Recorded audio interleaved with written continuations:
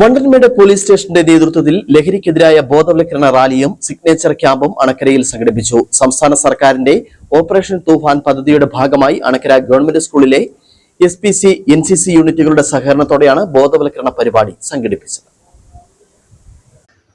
സമൂഹത്തിൽ വ്യാപിച്ചു വരുന്ന ലഹരി വിപണനവും ഉപയോഗവും തടയുക എന്ന ലക്ഷ്യത്തോടെ സംസ്ഥാന സർക്കാർ ആവിഷ്കരിച്ച് നടപ്പിലാക്കുന്ന operation Toofan the narco hunt എന്ന ക്യാമ്പയിന്റെ ഭാഗമായി സ്കൂളുകളും കോളേജുകളും കേന്ദ്രീകരിച്ച് വ്യാപക ബോധവൽക്കരണ പരിപാടികൾ നടന്നുവരികയാണ്.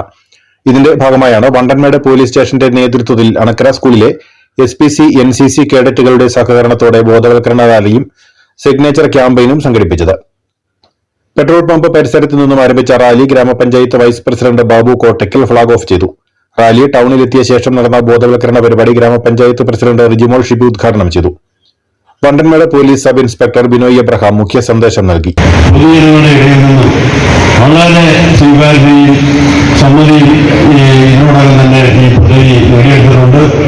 വിവിധ തലങ്ങളിൽ നിന്നുള്ള അഭ്യന്തരങ്ങളും നിർദ്ദേശങ്ങളും സഹായ സഹകരണങ്ങളും നിരവധി എല്ലാ ദിവസവും തന്നെ ഇതിലേക്ക് ലഭിക്കുന്നുണ്ട്.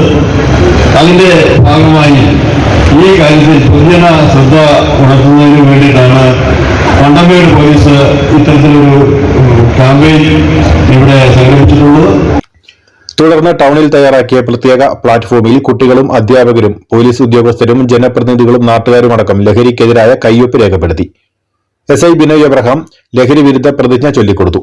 പഞ്ചായത്ത് വൈസ് പ്രസിഡന്റ് ബാബു കോട്ടയ്ക്കൽ, പഞ്ചായത്ത് അംഗം Aswathy KA, SI Girish S തുടങ്ങിയവർ സംസാരിച്ചു.